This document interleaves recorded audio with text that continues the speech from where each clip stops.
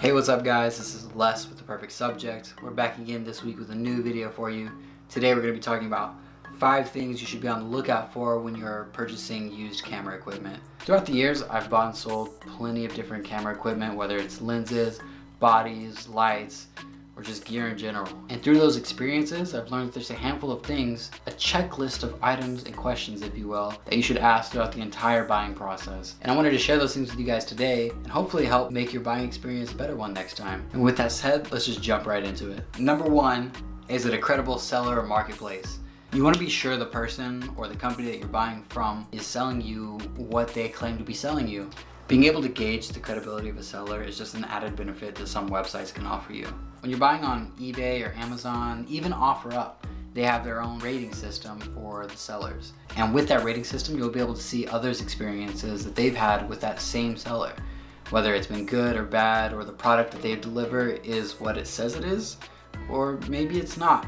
Since some websites like Craigslist don't offer ratings or testimonials from other users about an individual seller, it's up to you as a buyer to make sure that you're looking at the full listing, and it's your responsibility to make sure that that item is everything you need it to be. Although Craigslist doesn't have that rating system, there are sometimes some really great deals on there, and oftentimes you can find some pretty decent camera equipment. It's not my favorite way to shop, but it does get the job done. Number 2 is make sure the item works. It seems like a no-brainer, but countless times when I'm going out to sell an item to somebody, the buyer takes almost no time to do a proper inspection, and they basically just hand the money over to me and they're done with it. They drive off, I drive off, and it's good. It's that easy. While that may benefit me as a seller because the person who's buying isn't really looking into what it is that I'm selling, as a buyer, that's something to be incredibly wary of. If you're purchasing a lens, bring your camera body with you. If you're purchasing a camera body, bring your lens with you. Have some way to be able to check all those different functions of whatever it is that you're buying. If you're picking up a lens, make sure the focus works. And make sure that the aperture goes as wide as it can. Make sure it can close down as tight as it can. If you're buying a camera body, make sure all the focus points work. I can't stress it enough. When you're making a purchase that's going to cost you, several hundred, if not a couple $1,000s, make sure that item works before you let that person go. Don't hand over the money until you are for sure that that item works.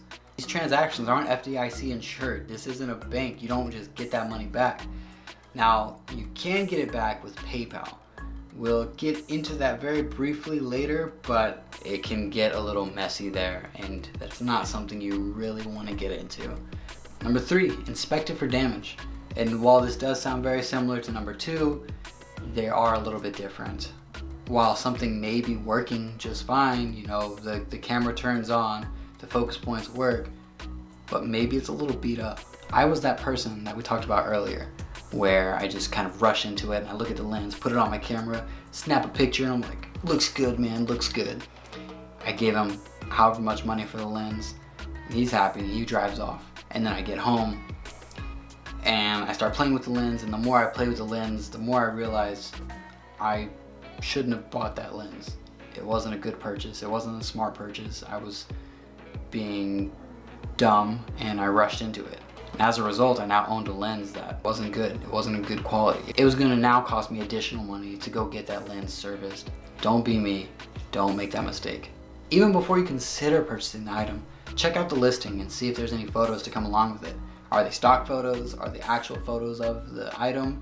Maybe you can ask them to snap a photo of that. And if they're not able to do that, it's one flag right there.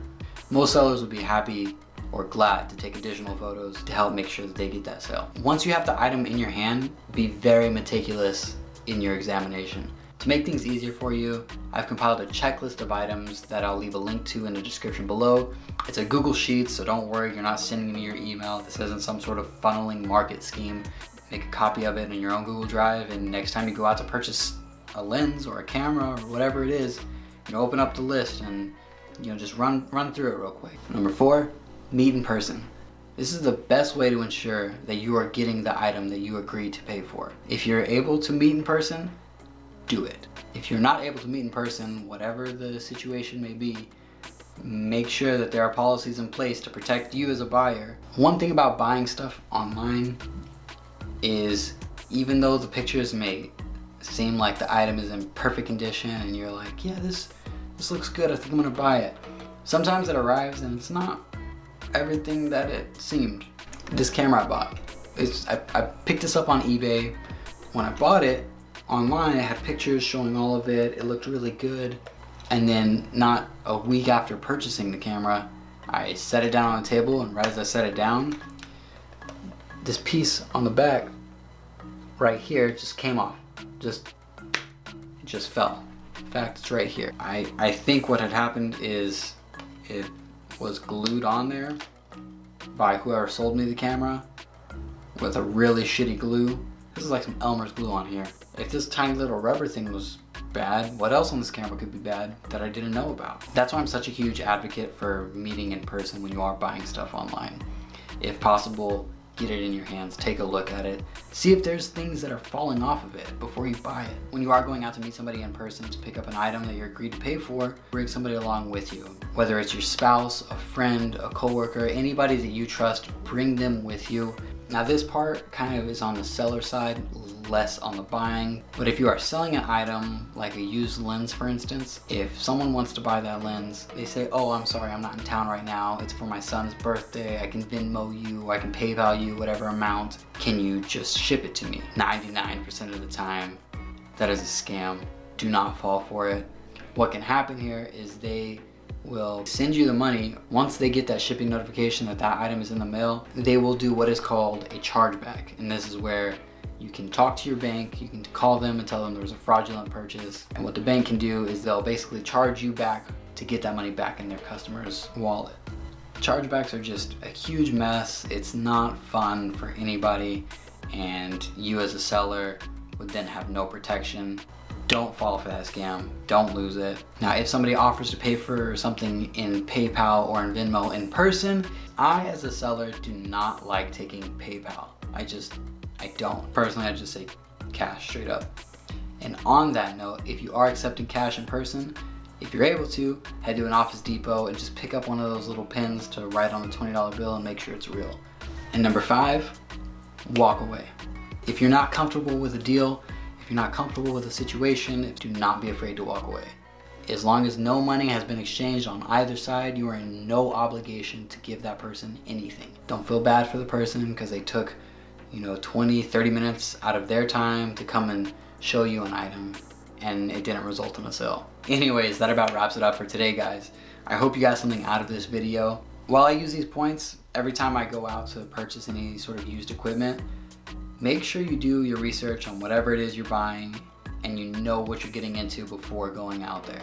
As I talked about earlier, I will leave a link below for that checklist. If you want to check it out, I'll probably keep updating it as I go, make it a little bit more in depth, see how cool I can make this sheet. I actually kind of like working in Excel. So Google Sheets is kind of similar, but a little bit less functionality, whatever. But anyways, that's it for today. I hope you learned something. I hope you guys stay safe out there, and I'll see you next time. Bye.